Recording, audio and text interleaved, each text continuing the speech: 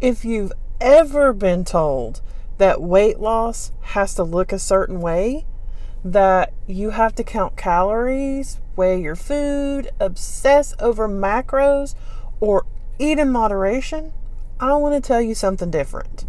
Because I have lost 200 pounds and I didn't do any of those things. In fact, I've thrown out most of the weight loss rules that I was taught, and I'm healing because of it. So, let me show you how. I used to believe that I had to do weight loss, the right way, according to everyone else. I tried every plan, every rule, every system, and I stayed stuck forever, for years. What actually helped me lose weight sustainably and sanely was learning to stop doing the things that never worked for me in the first place. So today, I want to share with you 5 common weight loss rules that I don't follow and what I do instead, and it's actually working for me. So let's get into it. Rule number 1, count every calorie. What I do instead is eat for nutrient density and satiety. So this one kind of had me held hostage for years because there were times where I used to weigh my food. I logged every single bite that I put in my mouth, and I tried to stay under that magic number or within my point range. Even if that meant I went to bed hungry, and because I was hungry, I was super duper angry or hangry. And when I inevitably went over that number, I had felt like I failed. So I would give up, or I would binge, and then I would start over, weeks, months later with the next new thing. So here's what I do now. I eat based on nutrient density, not numbers. Now, I personally follow a whole food plant-based diet that's oil-free, salt-free, and refined sugar-free. I focus on what nourishes me, not what restricts me. And here's the really wild part. I actually eat more food now than I did on any other plan, and I'm losing weight every week. It's because my body is finally nourished and satisfied with the food I put in it. So rule number 2, eat everything in moderation. What I do instead. So I eliminate my triggers entirely. This one makes me want to scream from the top of my lungs. Honestly, just have a little. Don't deprive yourself. Look, I am a recovering food addict. You don't tell an alcoholic to just have one drink. Moderation has never worked for me.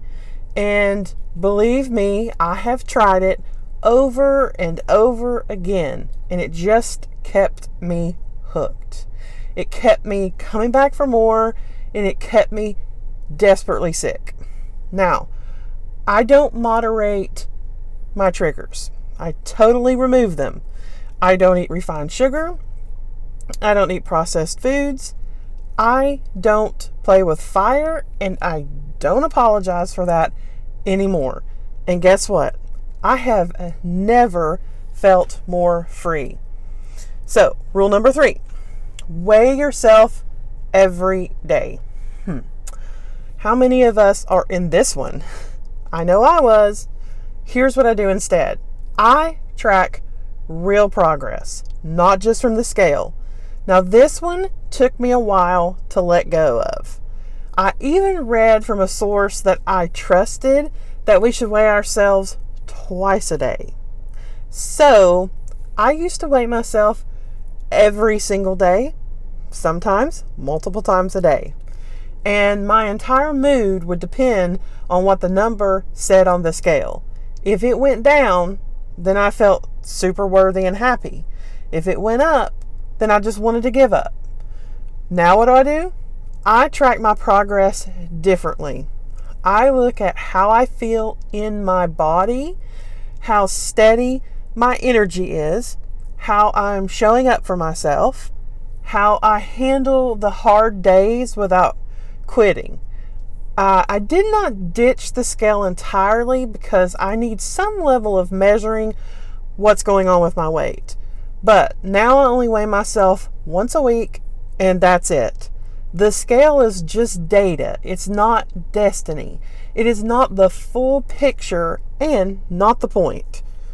So, rule number 4, exercise to burn calories. What I do instead? Move to celebrate my body and for my health. Yes, we need movement to be healthy. But I used to force myself to work out on things I couldn't even do just so I could earn my food. I believed if I didn't burn enough calories, then I didn't deserve to eat. And that mindset kept me in a cycle of punishment and burnout. So now I move my body because I can, because it helps with my mood and it helps get me grounded. I walk, I bounce on my rebounder, I stretch, I bike, and I hike, and I swim. And I do it from a place of joy and not guilt. Doing the movement I love means I move every day. Exercise should be a tool to connect with your body and not a punishment. Rule 5. Cheat days are okay and necessary. No, what I do instead, I build a life that I don't need to escape from. So I want to tell you something. I don't need a cheat day because I'm not on a diet. I'm not waiting until Saturday to feel free. I'm not holding my breath all week to let loose with food. That mindset nearly ruined me. Cheat days told me, you can't really do this. This isn't sustainable. Food is either control or chaos. Now I build meals I love. I eat delicious, satisfying food every single day. And I don't need to escape my lifestyle because it's not a prison, it's freedom. So, if you're out there thinking that you have to do this their way, the way that the internet says, the way the gurus say, the way that the calorie tracker just kind of screams at you, let this be your permission to stop. Stop following rules that don't serve you. Stop chasing a plan that never fit your life in the first place. You know, you're allowed to find what works for you. You're allowed to question the rules, and you're allowed to heal, lose weight, and love your life on your own terms. So, comment below, which of these 5 rules have you been following that it's time to release? And let's talk about it. And until next time, thank you for letting me be a part of your journey and for joining me on mine.